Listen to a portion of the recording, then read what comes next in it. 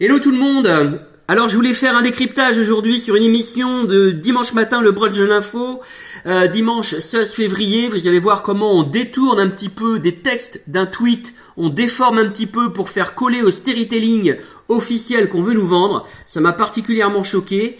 Actuellement à l'écran, vous voyez une journaliste qui va commenter deux tweets, mais qui va faire deux erreurs comme par hasard. Je vais vous montrer ça en fin de vidéo.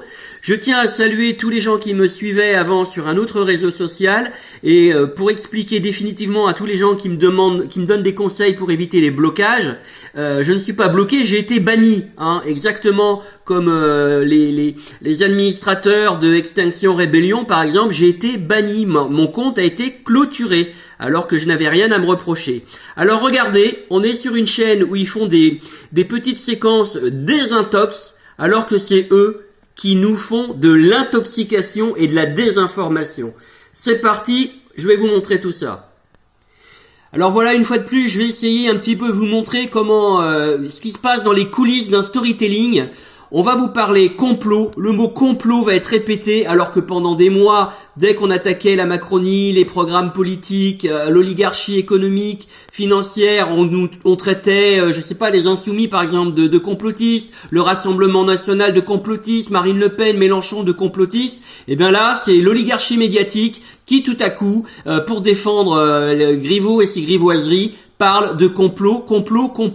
Vous allez entendre parler de complot une fois, deux fois, ça va être marqué dans le titre. Après, vous allez entendre Olivier Mazerolle qui va parler d'espions, de bruit qui court dans les milieux des services secrets. Écoutez bien, c'est hallucinant, c'est parti. Bienvenue dans le brunch de l'info, très heureuse de vous retrouver en ce dimanche matin. À la une de l'actualité, Benjamin Griveaux a-t-il été victime d'un complot politique orchestré par le Kremlin? Aucune piste n'est... Voilà, donc aucune piste, mais elle a déjà dit le mot complot organisé par le Kremlin. Regardez quelques minutes plus tard. J'en profite pour vous faire écouter les présentations, notamment des deux éditocrates qui vont intervenir. Bonjour Olivier Mazerolle. Bonjour. Ravi de vous retrouver, ravi de retrouver également Charlotte Chaponjon. Bonjour. Donc elle a présenté Olivier Mazerolle et là elle va présenter juste après Nivine Potros. Écoutez bien comment elle la présente. Journaliste politique, Nivine Potros, bonjour, qui est spécialiste des réseaux sociaux et des fact-checking ce matin. Spécialiste des réseaux sociaux et des fact-checking. D'accord? Donc on est censé vraiment nous présenter la vérité et dénoncer les fake news, de faire de la désintox. Et ben vous allez voir. Benjamin Griveaux a-t-il été victime d'un complot préparé de longue date? Cette hypothèse est désormais privilégiée par la Macronie et le président de la République lui-même au fur et à mesure que des éléments sont dévoilés sur le profil et les relations de Piotr Pavensky, l'activiste russe qui a dévoilé la vidéo de Benjamin Griveaux. L'enquête s'accélère après la plainte déposée par Benjamin Griveaux. Donc on a une enquête, mais on a déjà une version qui doit être martelée. Donc on nous a parlé d'un activiste russe. Vous allez voir que désormais ils vont parler de la Russie en permanence, des espions russes, etc. C'est assez frappant et assez choquant de voir comment il y a un storytelling qui nous est imposé insidieusement, de manière presque subliminale. Écoutez bien, on va d'abord passer à la présentation de Olivier Mazerolle. Vous avez noté, entre parenthèses, que dès le départ, elle a répété sa présentation avec le mot complot. C'était simplement pour vous faire écouter ça. Vous allez voir la suite. Donc vous voyez déjà dans le titre, là encore, on répète le mot complot directement. Et maintenant, Olivier Mazerolle vient de démarrer une phrase en disant « l'affaire dans l'affaire ». Et lui-même va introduire l'hypothèse, carrément, d'espionnage en faisant écho avec des conversations que Olivier Mazerolle a eues apparemment, ce journaliste, cet éditorialiste, comme c'est marqué en bas, politique, avec des services. Quand il parle des services, il parle de services de contre-espionnage français ou de services secrets, etc.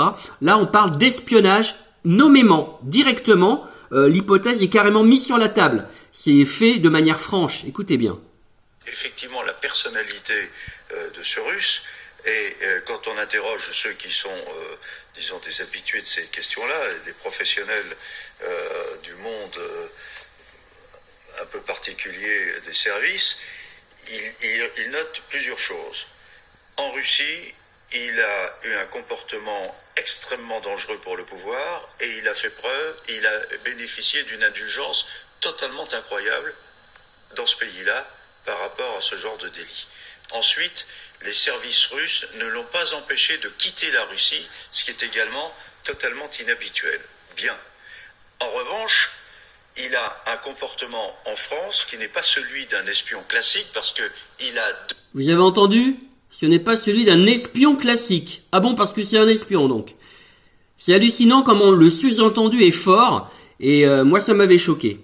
Lui-même dit c'est moi qui ai révélé la vidéo. Donc les espions habituellement ils vont pas dire c'est moi qui ai provoqué l'affaire. En revanche, et c'est là où les professionnels de l'espionnage s'interrogent, il peut avoir été utilisé par des services, alors russes ou autres, mais utilisé par des services qui ont un intérêt effectivement à porter préjudice au pouvoir politique en France. Mais si c'est le cas, et c'est là où c'est intéressant, mais c'est une affaire dans l'affaire, ça veut dire que très probablement, il y a d'autres opérations qui sont imaginées par les services, ou qui pourraient être imaginées par le service en question, et qui ne viseraient pas exclusivement Benjamin Griveaux, si vous voyez ce que je veux dire. Donc l'interrogation, elle est là. Mais d'un côté, il y a donc la campagne à Paris, avec effectivement maintenant un parti qui va devoir désigner un nouveau candidat, enfin comme peut-être...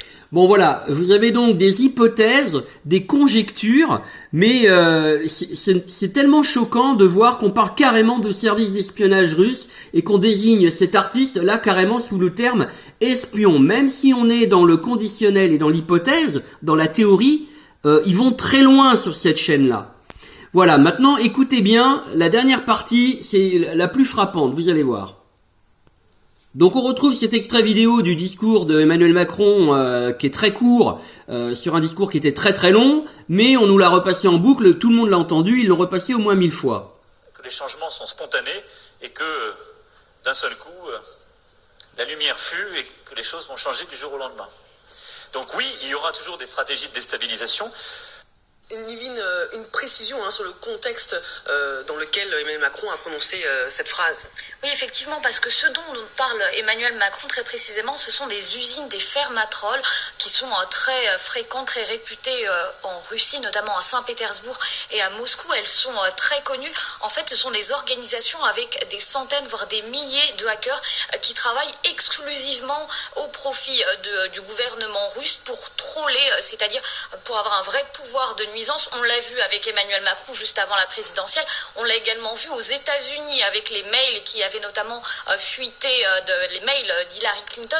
C'est donc un procédé qui est très fréquent et qui est instrumentalisé par l'État russe. Je pense que c'est important de le préciser. Et justement, cette phrase, même Macron, a suscité beaucoup de fantasmes pour les internautes, Nivine. Et justement, vous vous êtes plongé sur toutes les hypothèses envisagées par les Français sur Internet. Effectivement, on a regardé un petit peu Twitter entre vendredi, le moment où éclate l'affaire, et samedi hier. Regardez, plus de 480 000 tweets à propos de l'affaire. Alors la très grande majorité d'entre eux... Alors pardon, maintenant vous allez voir comment elle va déformer 2 tweets, c'est très important. Il y a même 3 contre-informations, regardez. D'un complot, bien qu'on le rappelle, il n'y ait pour l'instant aucun lien entre cette affaire et un éventuel complot. Alors voici une sélection. Le mot complot vient d'être déjà prononcé au moins 2 fois. On lit ensemble, il y a bien marqué la vidéo et les SMS aux Russes de service. Le Russe de service, ça désigne évidemment Pavlensky. Écoutez comment elle va le lire à voix haute. Pour les gens non malvoyants qui ne voient pas le tweet, c'est déjà très différent. Écoutez bien. Les tweets qu'on trouve le plus souvent, c'est curieux que personne ne s'interroge sur la personne ou l'organisation qui a fourni la vidéo et les SMS aux services russes. Vous avez bien entendu, elle a dit les services russes. On va dans le sens du storytelling du président de la République.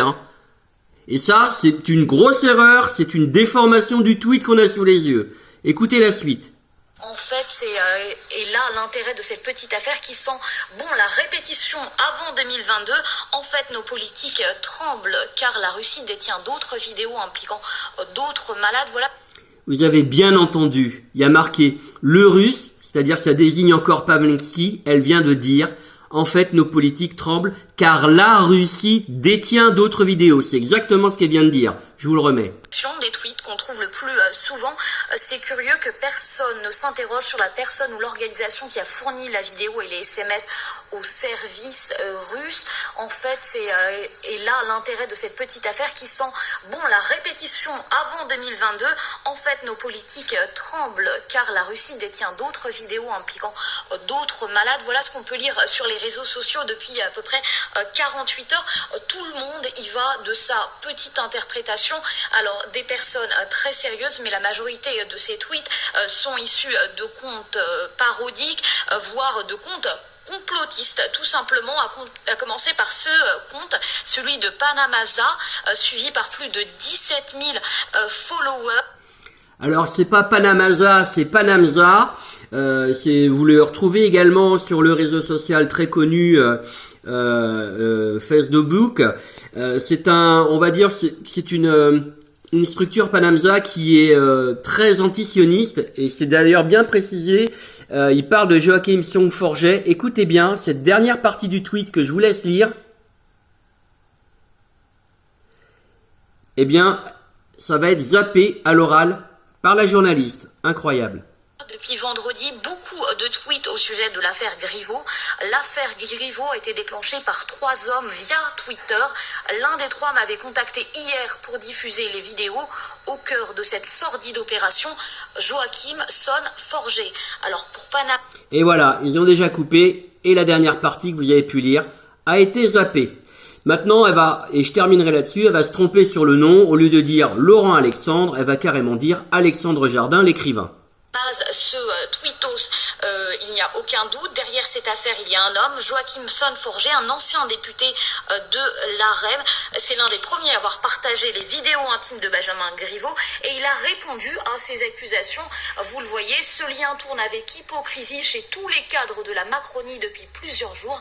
Ça tourne dans d'autres milieux, dans le milieu des renseignements intérieurs et de la police. Cette information tourne, les gens savent.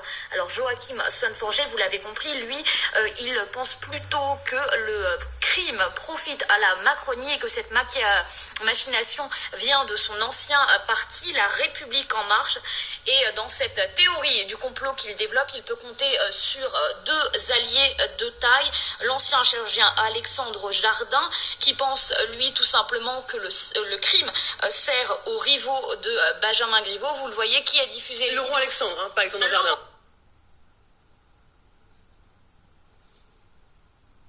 Je précise. Petit lapsus. Alors, Laurent Alexandre, évidemment, qui a diffusé les vidéos sexuelles de Benjamin Griveaux, Anne Hidalgo, Cédric Villani ou Rachida Dati. Donc Laurent Alexandre et pas Alexandre Jardin, ça a été corrigé quand même par l'animatrice. Je vous présente quand même qui est Laurent Alexandre.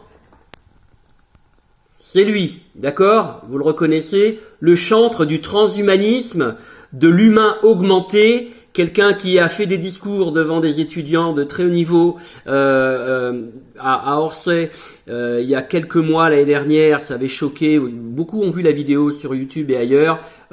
Cet homme-là pourrait carrément être quelqu'un de dangereux, très proche de Emmanuel Macron, qui lui considère qu'effectivement il y a une partie de l'humanité qui est faite pour être améliorée intellectuellement, etc., au détriment du reste de l'humanité qui n'est pas faite pour survivre.